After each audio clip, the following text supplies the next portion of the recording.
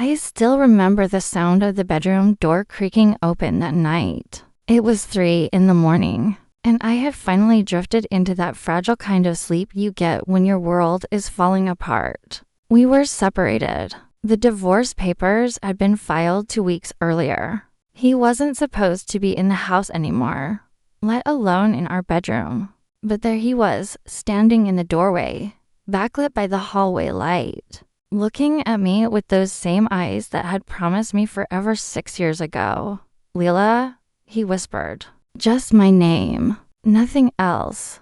I should have told him to leave. I should have grabbed my phone and called someone, anyone. But shock has a way of freezing you in place, and before I could form a coherent thought, Marcus had crossed the room and slipped under the covers beside me. Not touching, just lying there in the darkness, breathing. "What are you doing?" I finally managed to ask, my voice cracking. "I made a mistake," he said quietly.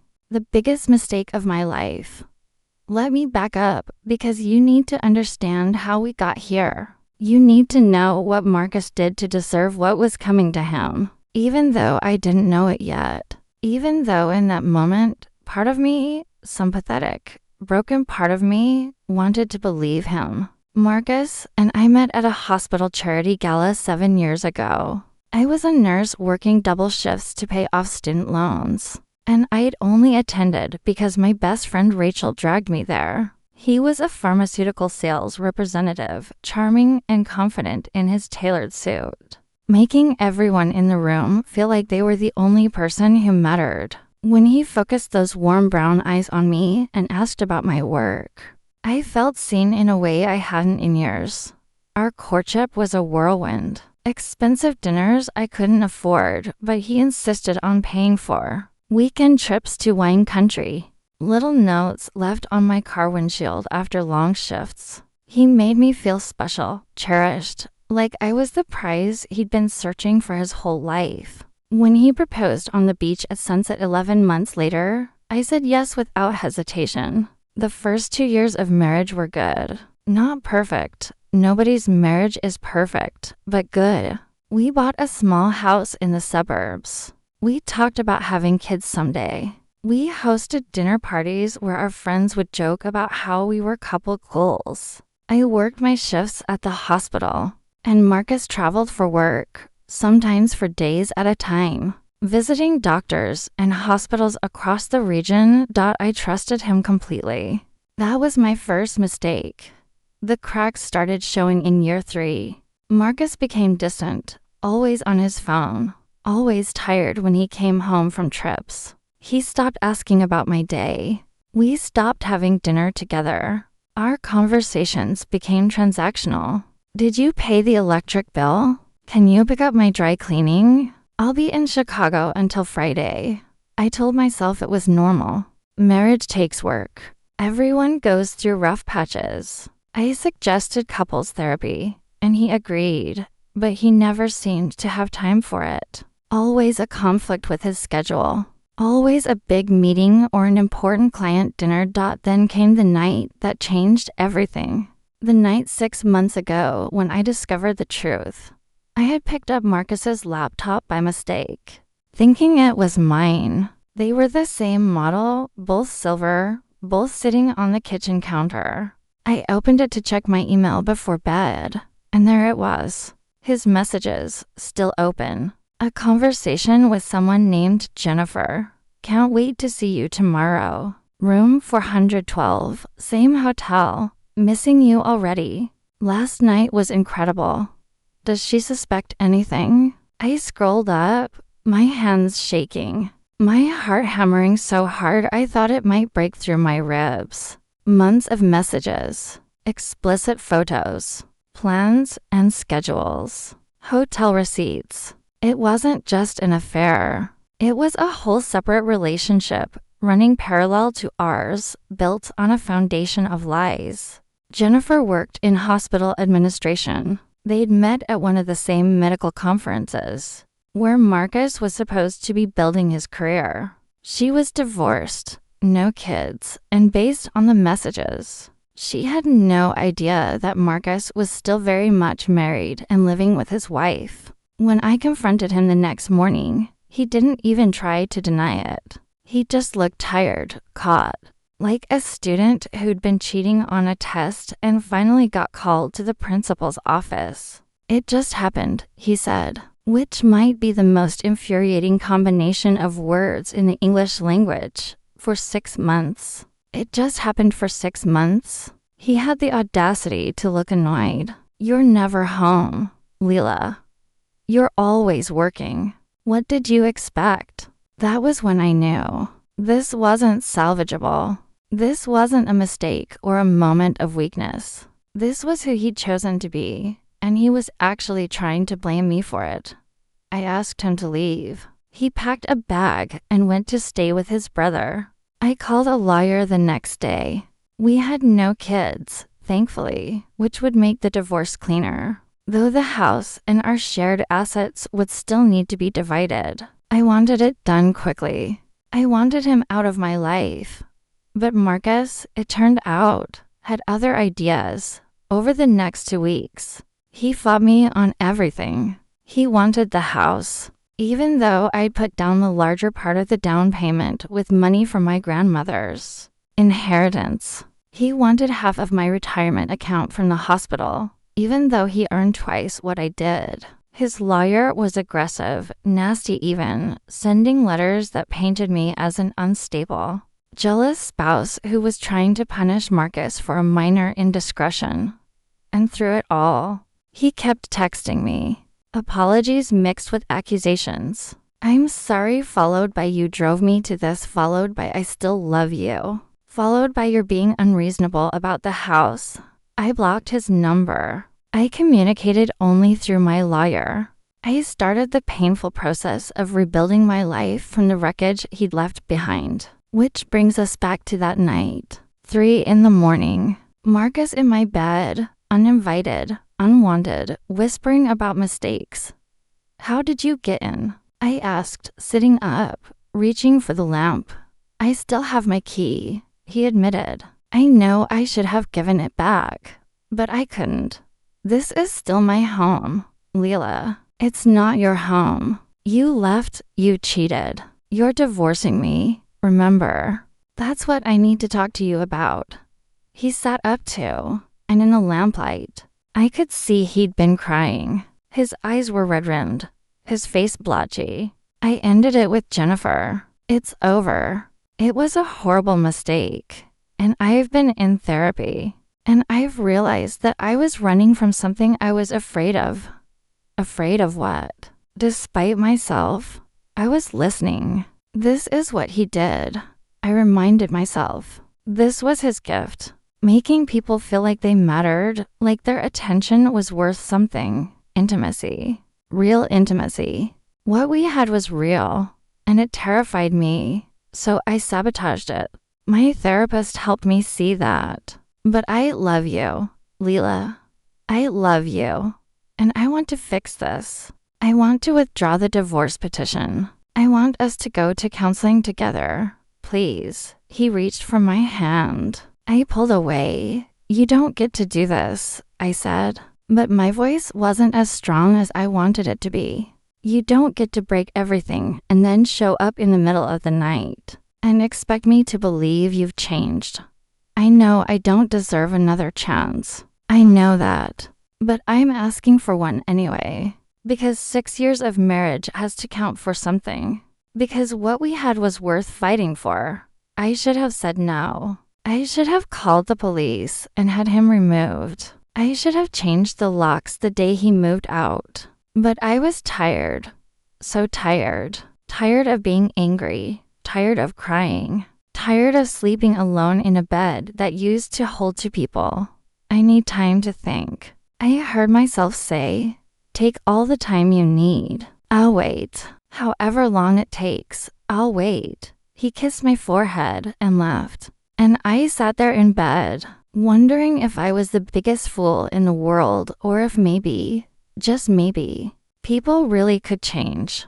I didn't sleep the rest of that night. I kept replaying the conversation, analyzing every word, Every pause, every expression. Was he sincere? Could therapy really have helped him that much in just 2 weeks? And why now?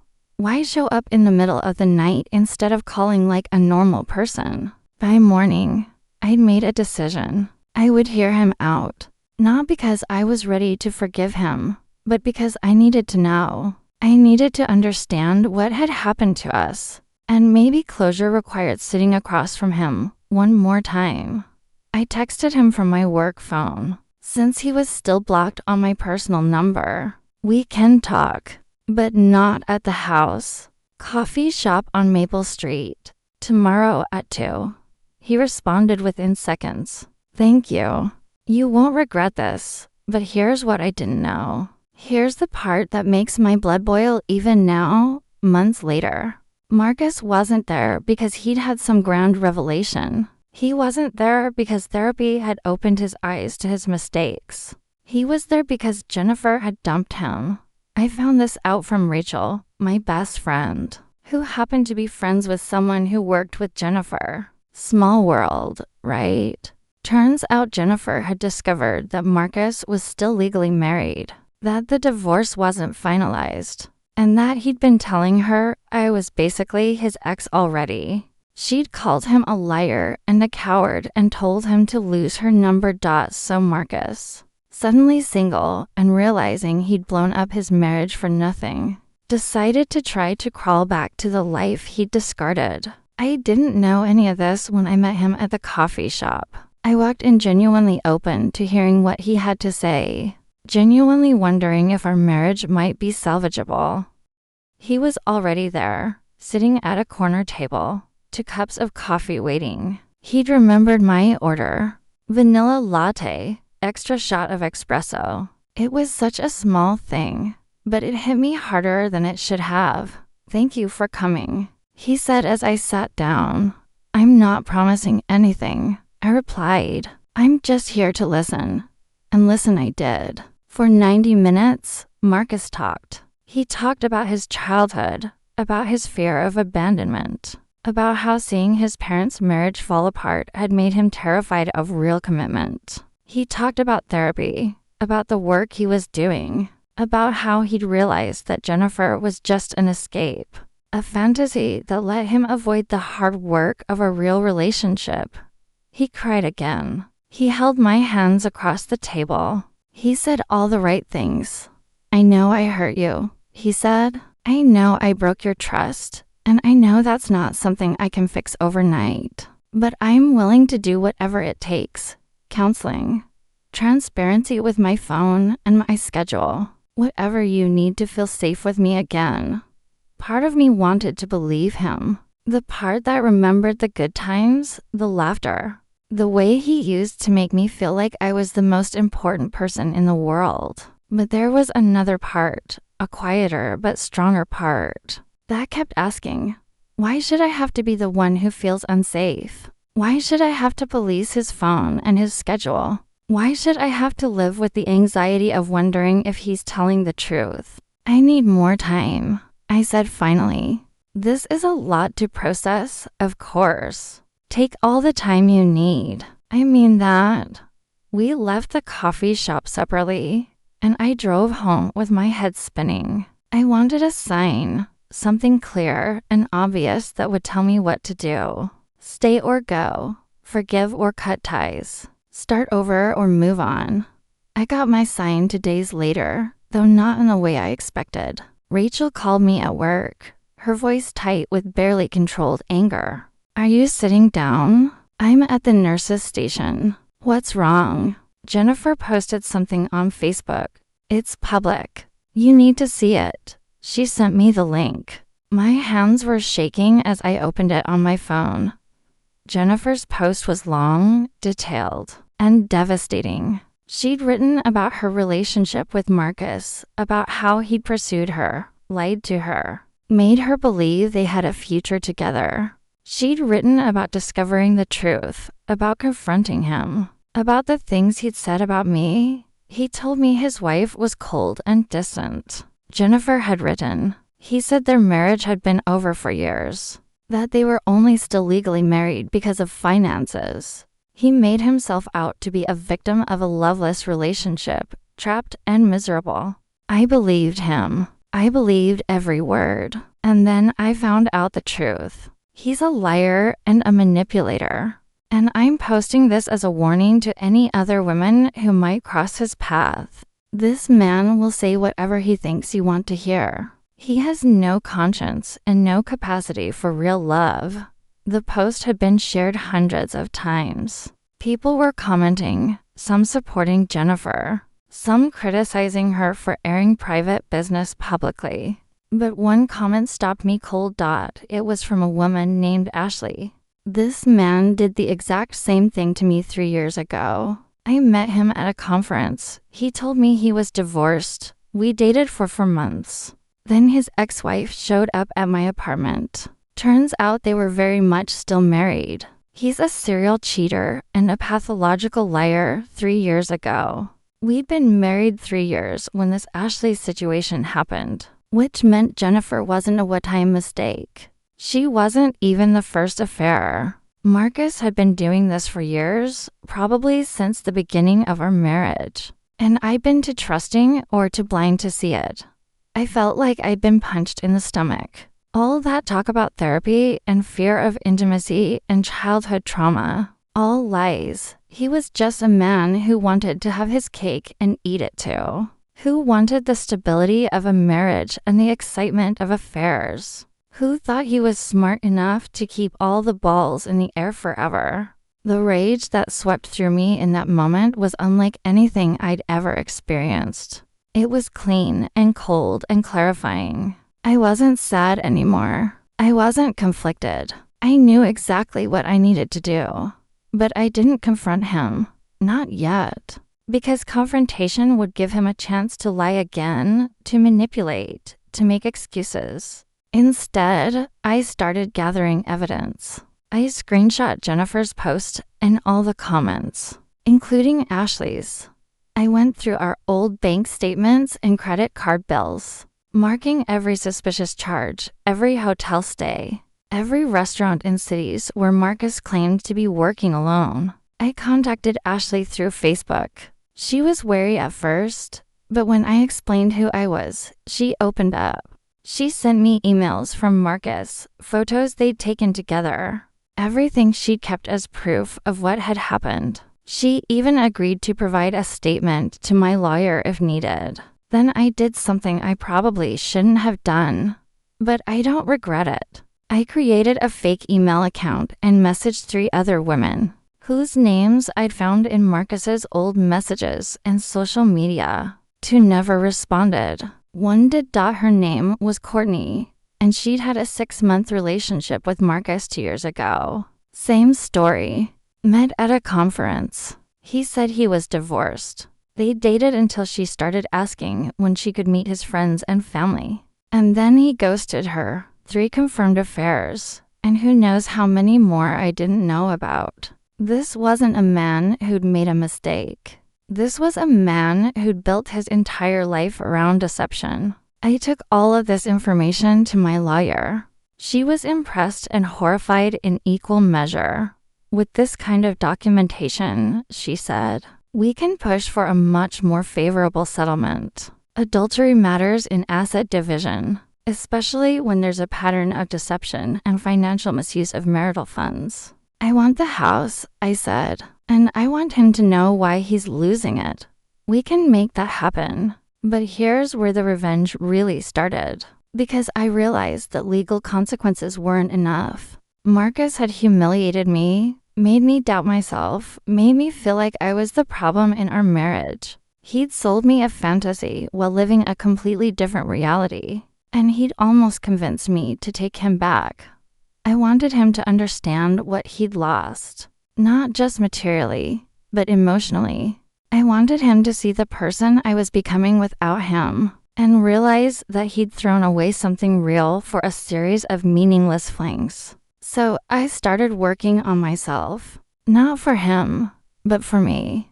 I'd been so consumed by the marriage, by trying to make it work, by exhausting myself at the hospital, and then coming home to an empty house and an absent husband. I'd lost myself somewhere along the way. I started therapy. Real therapy with a psychologist who specialized in recovering from infidelity and narcissistic relationships. She helped me see patterns I'd missed, ways Marcus had been manipulating me for years, little comments that undermined my confidence, ways he'd isolated me from friends, how he'd made his needs and his schedule the center of our relationship while making me feel selfish for having my own. I reconnected with friends I drifted away from during the marriage. I started going to yoga classes. I took a painting workshop I'd been interested in for years. I got highlights in my hair, not because I was trying to look good for anyone, but because I wanted to feel like myself again. And I started dating. Nothing serious, just coffee dates and dinners, reminding myself that I was desirable, that I was interesting, that I had value beyond being Marcus's wife.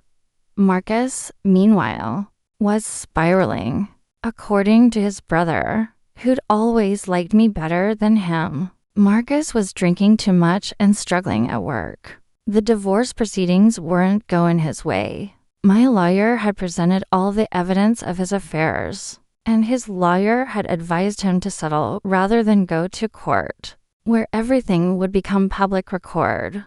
He texted me from a new number, messages that started apologetic and became increasingly desperate and then angry. I didn't respond to any of them, which seemed to drive him crazy. He was used to getting a reaction from me, used to being able to push my buttons.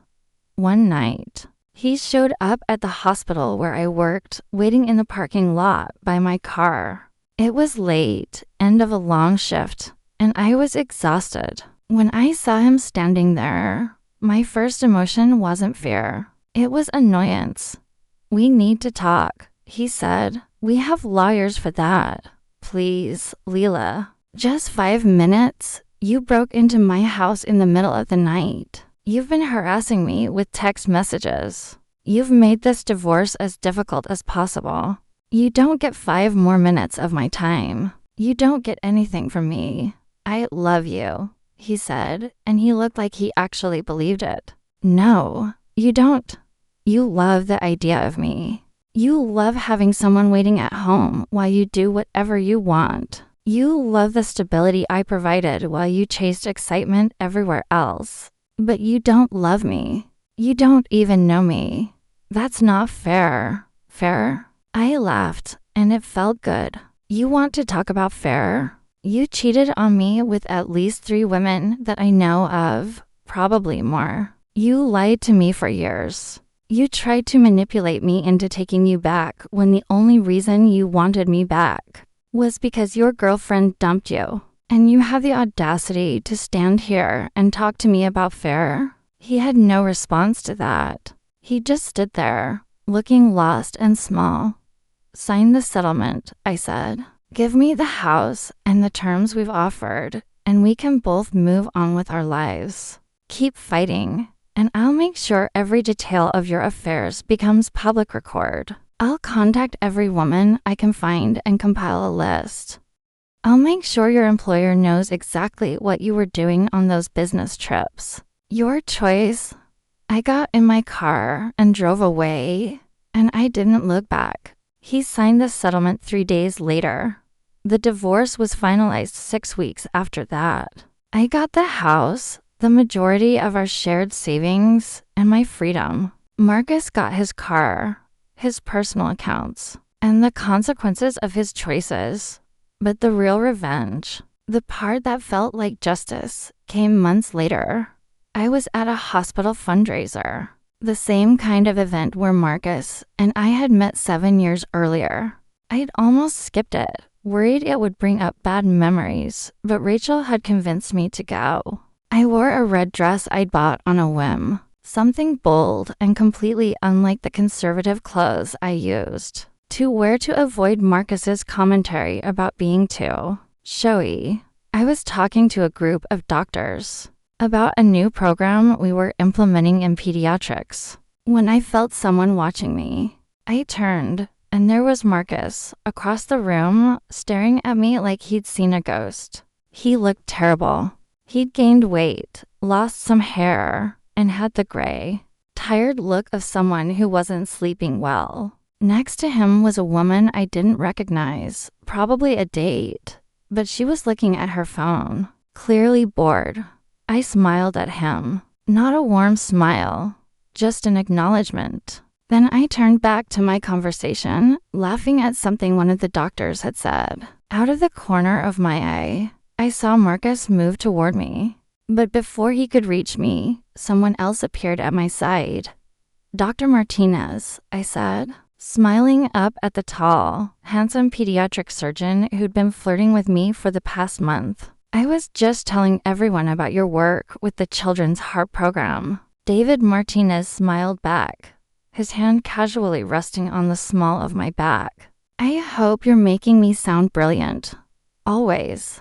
I didn't look at Marcus again. I didn't need to. I could feel his eyes on me for the rest of the evening, could sense his presence across the room like a storm cloud. But I was too busy enjoying myself, too busy being present in my new life, to care.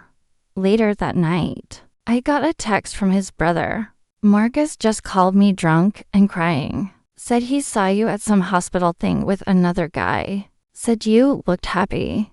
Are you happy?" I thought about it for a moment before responding. "Yeah, I really am." And I was. Not because I was dating someone new, though David was sweet and made me laugh. Not because Marcus was clearly miserable, though I won't lie and say that didn't provide some satisfaction. I was happy because I'd survived something that almost destroyed me. I'd looked at the wreckage of my marriage, and instead of staying in the ruins, I'd built something new. The final piece of closure came a year later. I was buying coffee at my favorite cafe when I ran into Jennifer. We'd never met in person, but I recognized her from her Facebook profile. "Leela?" she asked hesitantly. "Jennifer." "Hi." We stood there awkwardly for a moment. Then she said, "I owe you an apology. I know I wasn't the only one he cheated with, but I was still part of what hurt you." "I'm sorry. You didn't know," I said. He lied to both of us. Still, I felt terrible about it, about my part in it. We ended up getting coffee together, and it was strange and healing in a way I hadn't expected. She told me about the therapy she'd been in, the work she'd done on understanding why she believed Marcus's lies, why she'd ignored red flags. I told her about my journey, about reclaiming my life. Before we parted ways, she said something that stuck with me. "The best revenge is becoming someone he couldn't destroy." And from where I'm sitting, you've done exactly that. She was right. Marcus had tried to break me, tried to make me small and uncertain and dependent on his approval. Instead, I'd become stronger, more confident, more authentically myself than I'd ever been during our marriage. I heard through mutual acquaintances that Marcus eventually moved to another state, started over with a new job and a new relationship. I hope for his new partner's sake that he actually did the work he claimed to be doing in therapy. I hope he learned something from losing everything. But honestly, it doesn't matter to me anymore, because this story isn't really about Marcus. It's about me. It's about the woman who trusted the wrong person and paid the price, but who refused to let that experience define her. It's about finding yourself in the wreckage and realizing that maybe you needed to break open to grow. 3 years after that night when Marcus crawled into my bed and tried to manipulate me into taking him back, I'm sitting in a house that's now completely mine, paid off early with money I earned through extra shifts and careful saving. I'm dating David, and while I'm cautious about letting someone in again, I'm learning that not all men are Marcus. Some people actually mean what they say. I still work at the hospital, but I've advanced to a supervisor position. I mentor new nurses and teach them about resilience, about self-worth, about recognizing when someone is trying to diminish their light, and sometimes late at night. I think about that moment in the coffee shop when Marcus was trying so hard to win me back. I think about how close I came to believing him, to giving him another chance, to wasting more years on someone who didn't deserve them. The revenge I got wasn't dramatic. I didn't publicly shame him or ruin his career or do any of the things I fantasized about. In my angriest moments, the revenge was simpler and more profound than that. I became happy. I became whole. I became someone who doesn't need closure from the person who hurt me, because I've created my own closure. And every day I wake up in my house, living my life, being authentically and unapologetically myself, is a day Marcus doesn't get to have power over me anymore. That's the revenge. Living well. Moving forward. Refusing to be destroyed. If you're going through something similar, if someone has betrayed you or lied to you or tried to make you feel small, I want you to know you're stronger than you think. The pain you're feeling right now won't last forever. And the best revenge you can get is becoming the person they tried to prevent you from being. It takes time. It takes work. It takes support from friends and therapy, and sometimes a lot of tears. But it's worth it. You're worth it. If this story resonated with you, if you've been through something similar, or if you're still in the middle of it, leave a comment below. Share your story if you're comfortable. Sometimes just knowing we're not alone in our experiences is enough to help us take the next step forward. And if you want more stories about resilience, redemption, and finding yourself after betrayal, make sure to subscribe. We're all on this journey together, figuring out how to navigate the complicated, messy, beautiful business of being human. Thank you for listening to my story. Thank you for being here. And remember, you are not what someone else did to you. You are what you choose to become despite it.